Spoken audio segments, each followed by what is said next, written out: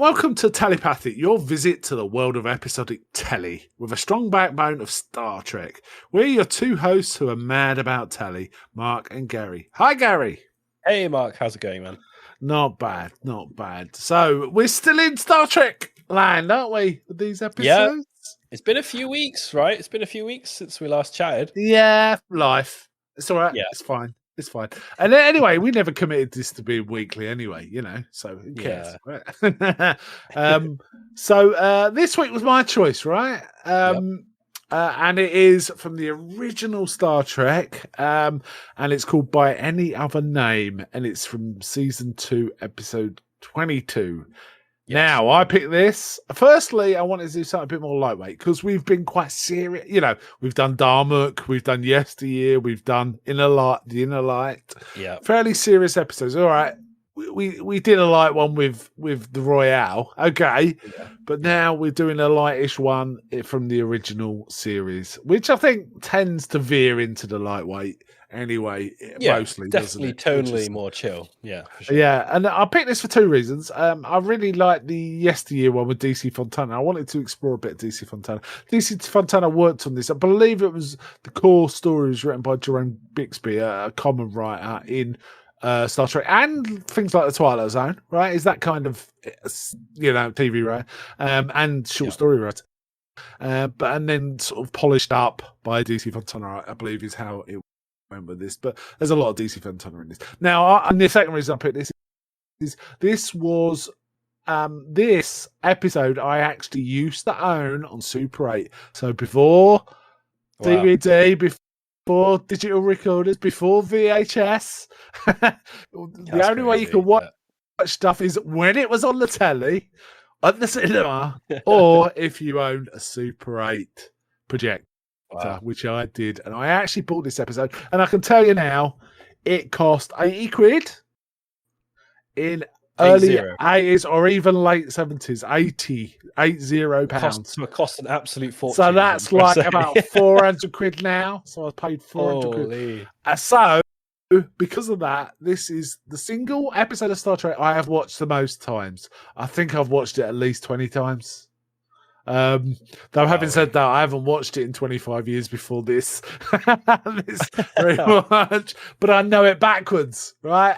You would, wouldn't you, right? So that's one of the reasons I picked it. It's a fairly low one. Tell us if you sort of tell us the basic story, then we'll get into it.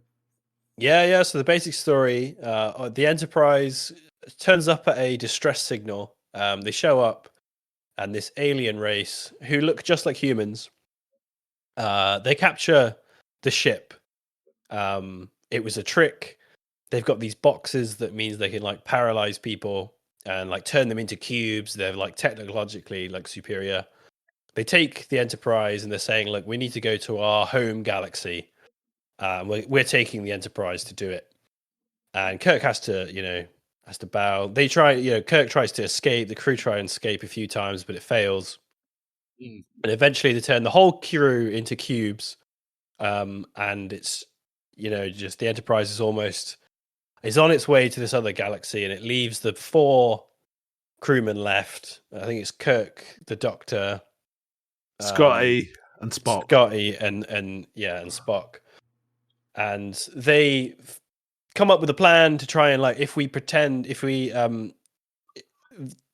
if we tricked them into being more human, these beings that are they're in human bodies, but they're not used to it. If we can make them feel more human and kind of show that they're getting corrupted by being human, then maybe we can get hold of one of these paralyzing boxes. And they do that, and they through various means, we'll talk about it.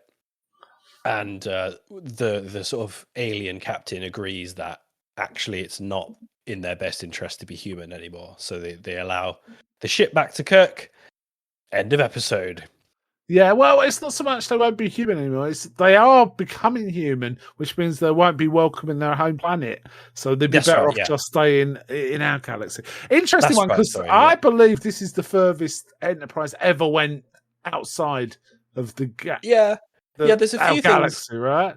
There's a few Yeah. things about that. They're like, yeah, it just breaks the barrier. That we're going to a different galaxy. We can also go at warp 11 because the Yeah. aliens managed to somehow rig the original Enterprise to do warp Do 11, that. which Well, I think is presumably, unprecedented.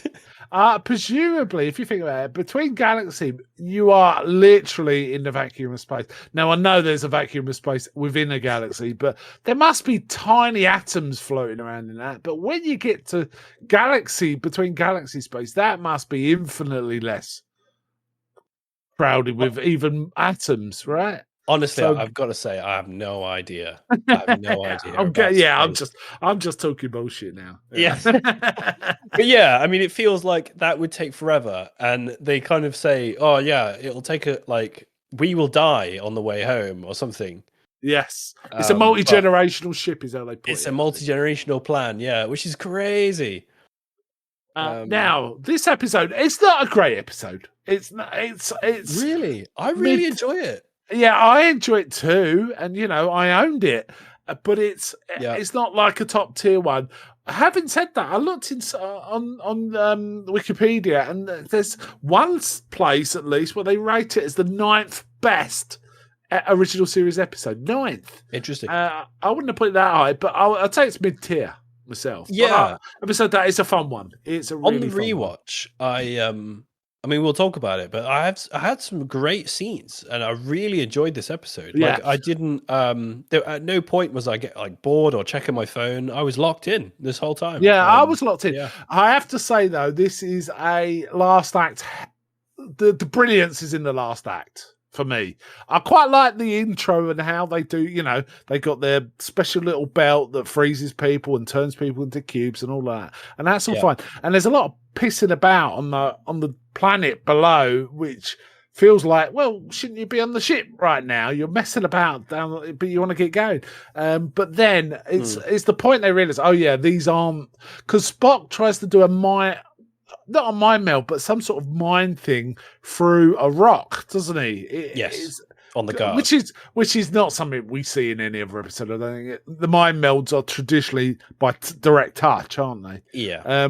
He tries to do it, but he's thrown back, and you get this image of this basically a Lovecraftian creature, right? A multi-tentacle creature. He sees them for what they are, right? Yeah, they've taken on human forms because the ship conveys it. You can't get a multi-tentacled creature down a corridor. Never mind about anything else, right? So they've decided to take on. They're obviously clever enough they can take on humanoid form, and they have picked human because the Enterprise is basically a ship for humans and humanoids. Yeah, which is interesting again because I'm not sure the Federation would. It's not designed for humans. It's designed for humanoids.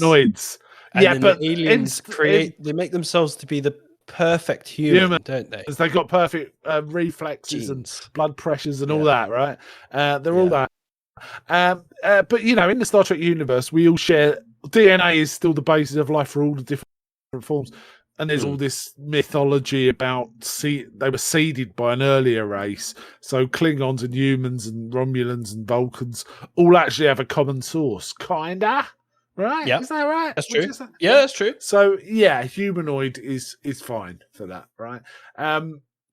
Yep. I like, and so there's not many of these Kelvins either, and they've been sent out on a multi-generational ship to find galaxies suitable for seeding the Kelvin Empire. Right? Yes, they're conquerors. They're conquerors. They don't negotiate; they conquer. That's the whole point. And they've got this tech where they've got a belt, and they talk about a common projector somewhere powering these things that can freeze.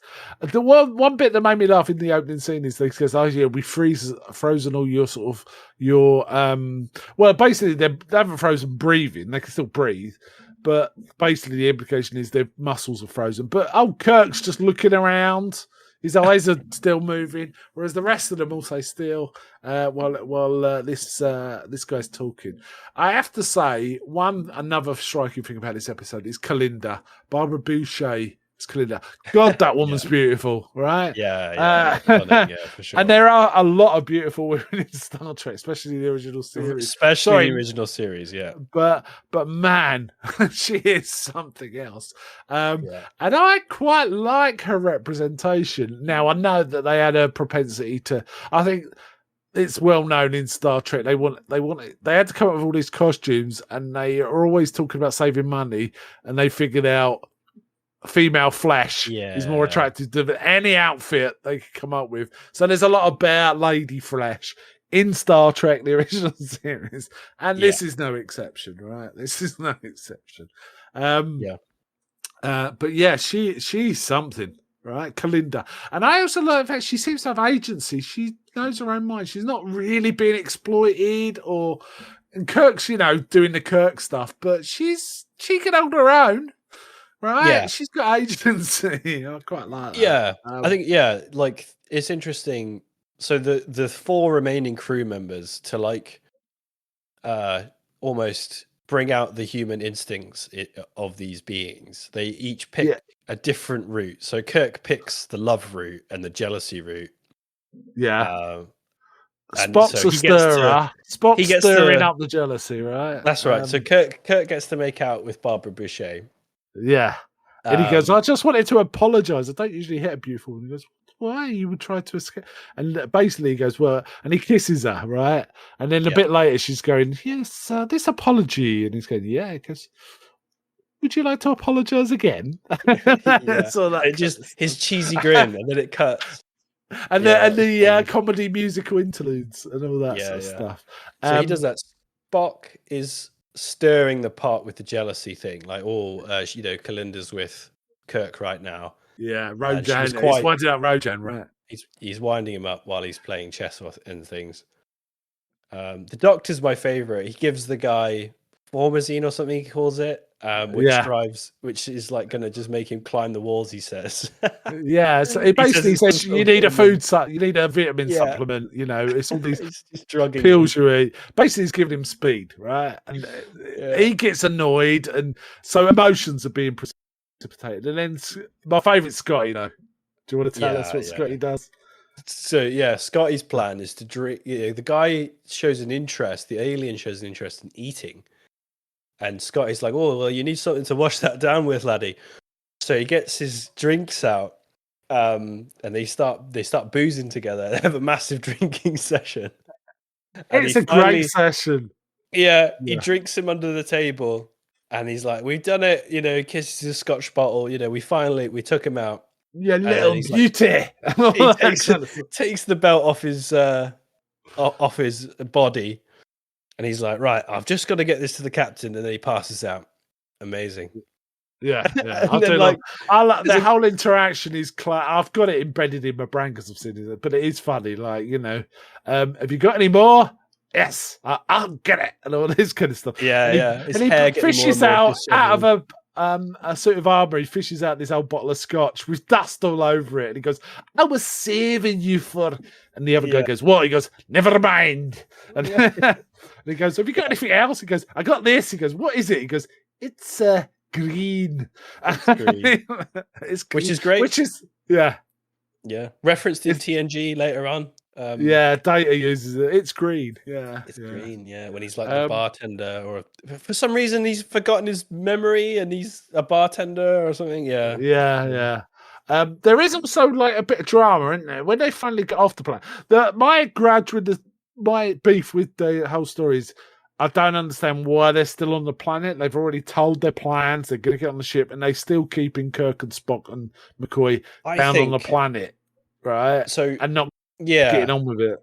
It's true, but there is a good scene, right, when Kirk attempts to escape when they're on the planet, and to sort of show his hand a bit, like to show how serious and how in control the alien is. He's like, to be punished, you like me, you'd want to see your crew safety above your own. So your punishment will be you will see one of your crewmen die. And he takes the two of them and he shows off the ability of turning the people into cubes. Yeah. And then he crushes one in his hand and he's like, this person is dead. And this other one can be brought back, and he clicks the button. and the the other crewman arrives. But what's brutal about that scene is that they're both the two crewmen are there. The one is like a security, and the other's a comms officer, I think. Yeah, she's a yeoman. Yeah, she's And the she's sister. yeoman. She's like, oh, Captain, what's going to happen? And he's like, it's all right, we'll be okay. And Yeah, she's the one who gets killed. yeah, And which is and Kirk is, interesting twist, right? Yeah, yeah, Kirk is distraught. And as an audience, I mean, I was like, damn, dude, that's heavy. that's For dark. TOS, I was like, that's pretty strong. Yeah. Um, I mean, we are and used to red shirts dying, but that's just such a brutal way to go out, isn't it? yeah, and Not even she's fighting, just converted into a cube and crashed. and she's been brought along as a, it's a rescue mission, right? So Yes. she's been brought along. They're not expecting a lot of heat, and so yeah, it's a brutal Star Trek death for sure. Yeah. And you can see, I mean, it's one of the best things about Shatner's performance as Kirk throughout TOS is you really see that he's affected by his crewmen's deaths. Yeah. I'm not saying that yeah. other captains aren't, but I think Shatner Yeah. does a really good job. Shatner is now we kind of can make fun of Shatner, right? Because compared to other captains, he's over dramatic and stuff like that. I love it. However, you compare, for example, the Cage with Jeffrey Hunter's Pike, right? He's just he's fairly other typical sort of Star Trek captain. It's not got the energy. Shatner brings so much energy all the time. Yeah, I love it. And it really works. And that counterpoint with Spock, and then also McCoy's sort of middle, middle between the two of them. It just really, really works well. The I have a lot dichotomy of time between the three of them. Yeah, it makes the show. Yeah. Yeah. The more they lean into that later on, the better it gets. Yeah, for me. Yeah, and there are other episodes where crew sort of. There's a great episode. I've mentioned. I think this episode is really underrated by not just by fans, perhaps. I'm not quite sure how it's rated by fans, to be honest. But I know that Shatner doesn't rate very highly. But there's one called Plato's Stepchildren, where Uhura talks about when I look at Captain Kirk sitting on the bridge, I feel safe. She says those lines. That's a great line. It's a great line. It's a great line, and it sets up what Kirk really, really is to the rest of the crew, right? But it is fun. Yeah. It is fun that they realise that these multi-tentacle creatures, have been in human form, and we didn't talk about it, they've been in human form for a while. They haven't just turned into it just before everyone's turned up, though. That's the implication at the beginning, and they're kind of not used to dealing with the emotions. In fact, there's one scene where Rojan's talking to Spock, and he sort of mentions, I think Kalinda's with Kirk down, and he hits the chair, really annoyed. And the other female, Kelvin, kind of looks at him like, and he kind of what the hell realizes what he's done, right?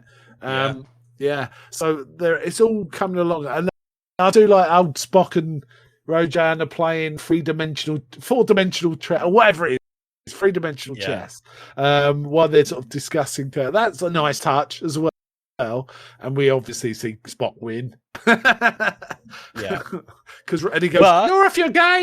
You're off your game, right? Bit of stirring. Thinking about it. And all this. I like McCoy's glee about injecting the bloke with speed. And I see there's no point in this and all this kind of stuff. He gets one go on. He has one of my favorite lines, actually, which is when the guy is initially eating. He's like, "Oh, you'll teach me," and then McCoy,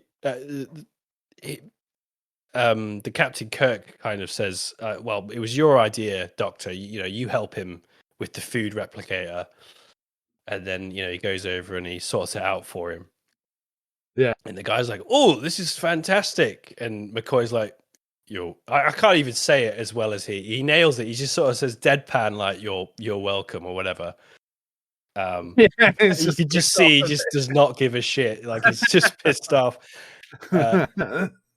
Fantastic, man. Yeah. And it's the interactions with Kirk and Kalinda are kind of fun too, what are we supposed to? And at one point, Rajan says, "What have you been talking to him?" He goes, "Oh, he was showing me this primitive Earth thing, and he kisses Roger. She kisses Rojan, and he goes, interesting, and all that sort of stuff. And Yeah, then she's going to Kirk stuff like, you seem overly preoccupied with a simple mating ritual. And he goes, yeah, we do talk a lot about it. It's kind yeah, we're kind of into it. Yeah, yeah, it's funny. And then Rojan's talking to Spock about humans, and the peculiarities and stuff like that. And he goes, emotions. Actually, just like had a brain blast. This is one of those episodes which mentions the title. One of the characters says the title, and we were talking about this maybe off mic. We were talking about the link between Shakespeare and some of the titles and some of the stories in Star Trek. But Kirk is talking about, I think it's Kalinda is, well, we're on the planet again. Yeah, she's showing talking about the flowers, flower, right? yeah. And that's where Kirk drops the, well, a rose by any other name would smell of the sweet. Yeah, which is cool, which is really cool. There's a few references to old Shakespeare in TOS, right? Yeah, well, for a Star Trek, I've been watching some of the old films, and I mentioned them to you, like Ruther Khan, and if you, it's all Shakespeare, either Shakespeare directly or the Shakespearean feel. Just run through Star Trek like like anything. For how many episodes have got a Shakespeare? Dagger of the Mind is from Macbeth. Mirror, Mirror is from something, and I can't remember what it is, or maybe I'm confusing that. But there's lots of episodes that are quotes of Shakespeare, and if you go to something like Star Trek 6 with General Kang, he is literally quoting Shakespeare, right? Yeah. Cry havoc and let slip the drugs of war and all this kind of stuff. But yeah, Shakespeare. I and Gene Roddenberry loved a bit of Shakespeare, right? So he'd like to drop in quotes, and this is it. There's no reason for this episode to be called by any other name other than they put that quote in, right? And obviously, like Shatner and Picard are like famously we're doing like Shakespearean plays, right? Yeah, cool. Yeah. There's just something about Shakespeare and Star Trek. They kind of just interact. They're always intersecting. There's always quotes from Shakespeare. There's even lines in the movies where there's you haven't heard Macbeth until you've heard it in the original Klingon. And things like that. Right, yeah. So, Shakespeare, I can certainly see it. Shakespeare would transcend even, alien races. It certainly would. It certainly makes sense. The great poets would, it just would happen. Yeah. That's an interesting thing. Yeah. I feel like in terms of human literature, if we were to share it with aliens, Shakespeare would be probably on the list, to the annoyance of a lot of school kids in the UK. Star Trek generally just likes literature as very literary references for it. I mean, Khan, is Ahab, right? Is Ahab. Yeah. Picard quotes Ahab in First Contact. First Contact. Yeah, so there's other sort of literary things but this is just another one of those in this episode. They just give it that name. It kind of works because the Kelvins are in effect changelings, aren't they?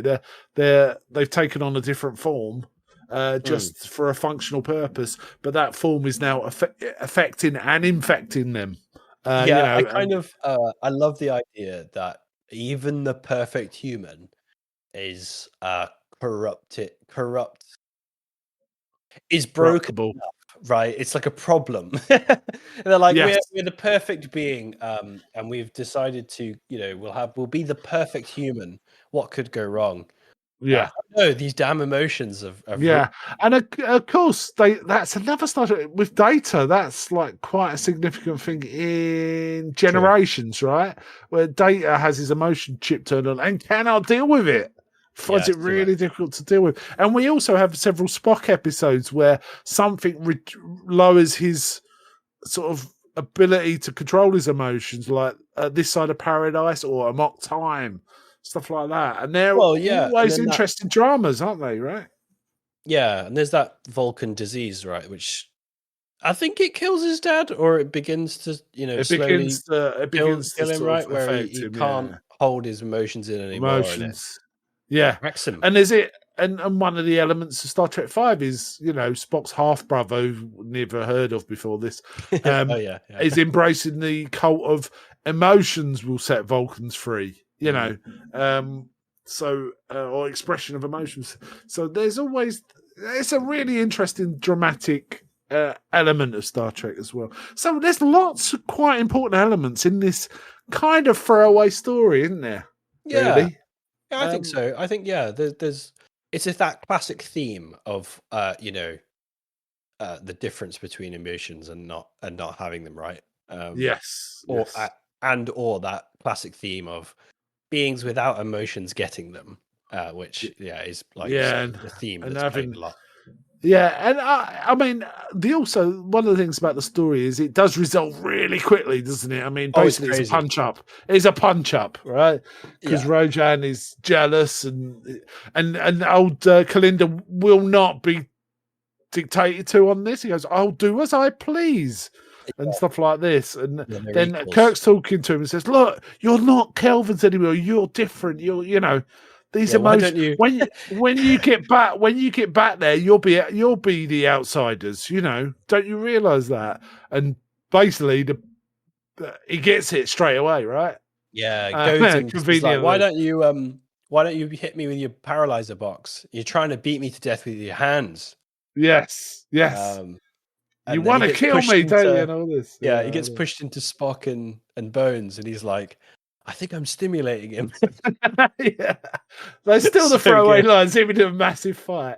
Yeah. And then Rojan sort of, he goes, we could send a robot ship to Kelvin, sort of to open diplomatic relations, whilst you could stay here. We'll find you a planet, the one you were on. And Yeah. Rojan's like, yeah, I never thought of that. And it's all Yeah. this kind And of stuff. then because I guess the writers or the director, they ran right up to the runtime of the episode. They're like, Yeah. turn the ship around, and then it hits presented by Gene Roddenberry. Like the episode's over, like instantly. That there was one bit that did make me laugh. He says to Kalinda, "Would you want to stay with him?" Talking to her, Oh, that's right. and she's like, "No, he's interesting, but I'd rather stay with you." And I bet he was thinking, he said, "Yes, Yeah, yes." yeah. He tries to We'll play. try out this Oh, apologizing stuff a bit. Oh, with Barbara Boucher, yeah. And I has to say, he's about 50 odd, and she's like 25 or something. yeah, of its But yeah. time. Yeah, it's of its time. Yeah. But a very also super. It was so nice to have the full color palette, right? I know that next gen trying to be more realistic, but the bright colors of original series is just fun. It's just fun time, It right? is. I love the vibe of TOS. Like, if I have a rough day at work, I can watch almost any episode of TOS, and it cheers me right up. The vibe Yeah, they've got in that show, the music, like the playful jokes, like you say, some of the hammy acting, and then the colors on the screen. It's a great combination. You can see why it spawned a whole generation of fans, right? It's just, yeah.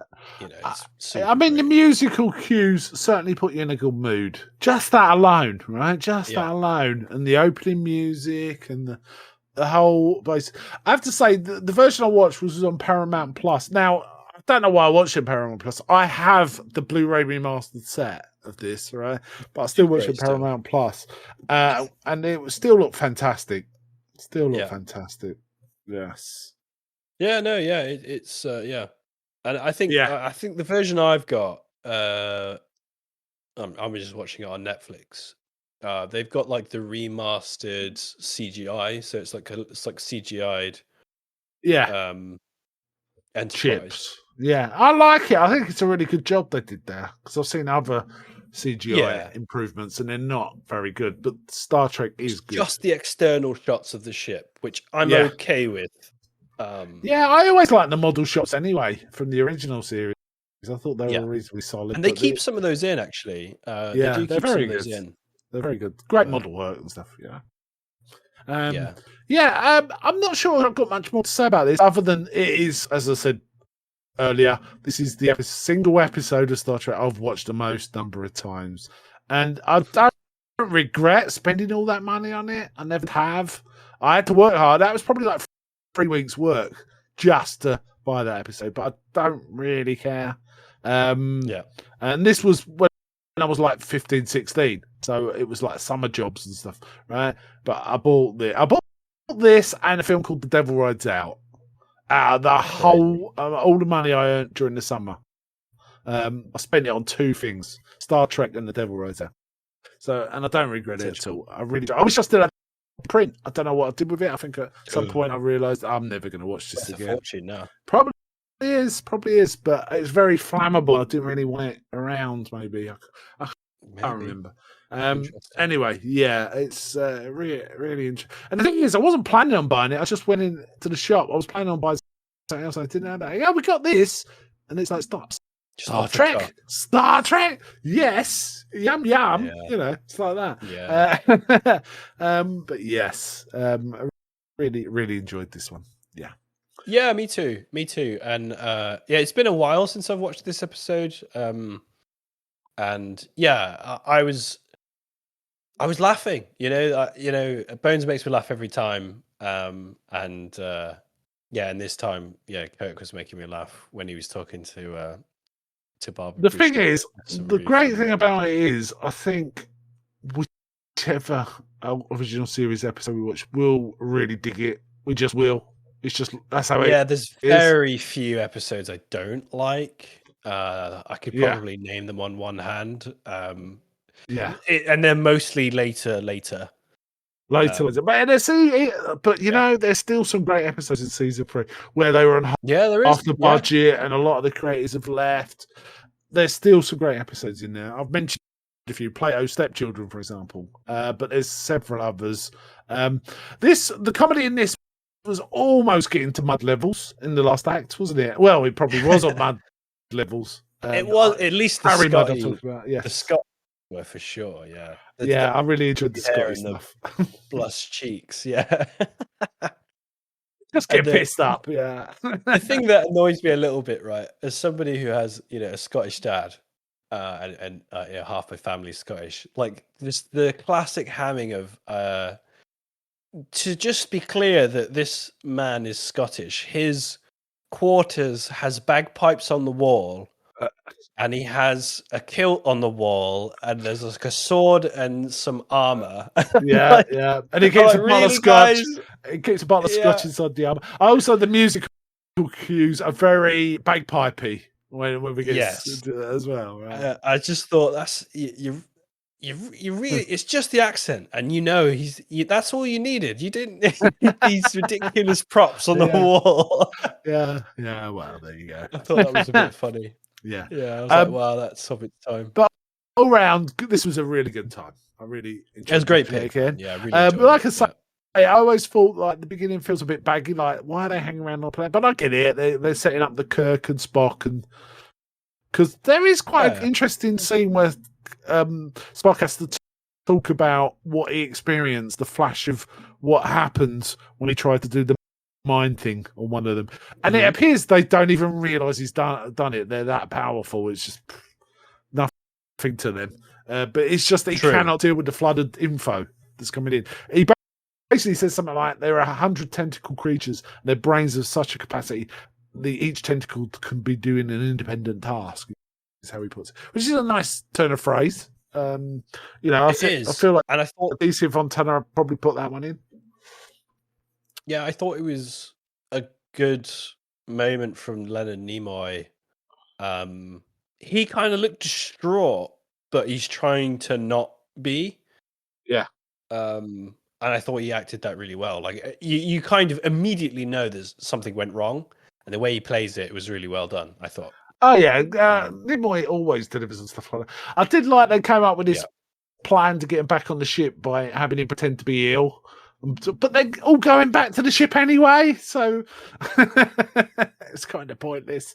But yeah. Yeah. Okay, but it does then you allow find out Nimoy to later. be unconscious, appear to be unconscious, and sort of, Yeah, keep each but then other you warm. find out that they set up their base of operations to come up with the plan in the med bay, right? So Yeah. yeah, There is actually one plan we didn't even talk about, which is they actually have a plan to destroy the Enterprise as it's going through the barrier between yes. galaxies. So that was my other favorite scene. Yeah, I we thought didn't this even was talk about amazing it. Yeah, because Spock and so yeah, just to quickly let the audience know if you haven't seen the yeah. episode.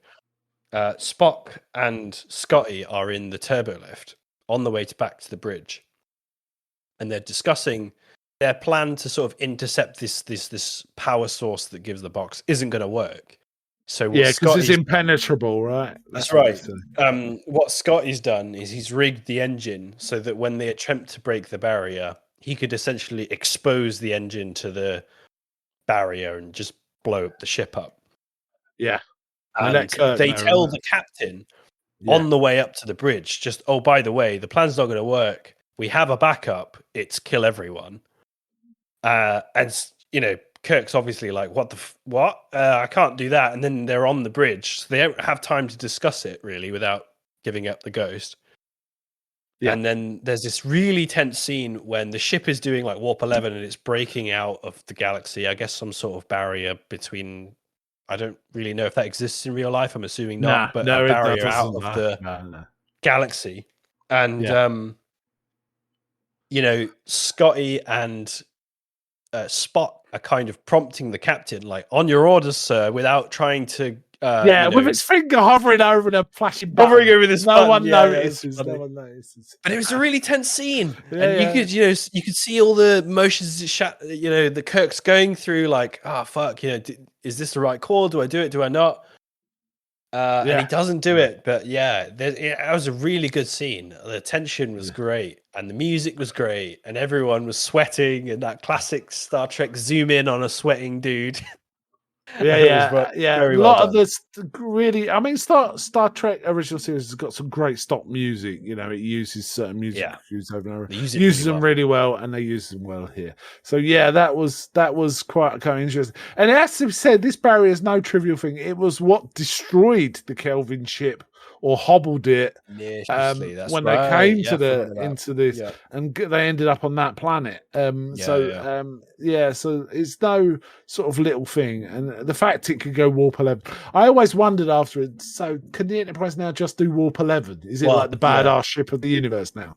I was like the Never mentioned. Never mentioned. Yeah, the continuity's fucked a little bit because it's like the Kelvins are now in like diplomatic relations, right, with the Federation, presumably after this episode. Well, once the robot ship gets there, but they did say it'll take, even at the warp they're talking about, it said it'll take 300 years to get there, which means True. it's a 600 round trip. But the crew on board were able to, rig the Enterprise to do warp 11. Yeah, but So, they said do it'll they still just... take. No, they still said it'll be 300 years, even at No, that. what I'm saying is that tech is on the Enterprise now. Yeah. So the Federation would be able to work it back or ask the Kelvins, how did you rig it to do warp 11 in a few days?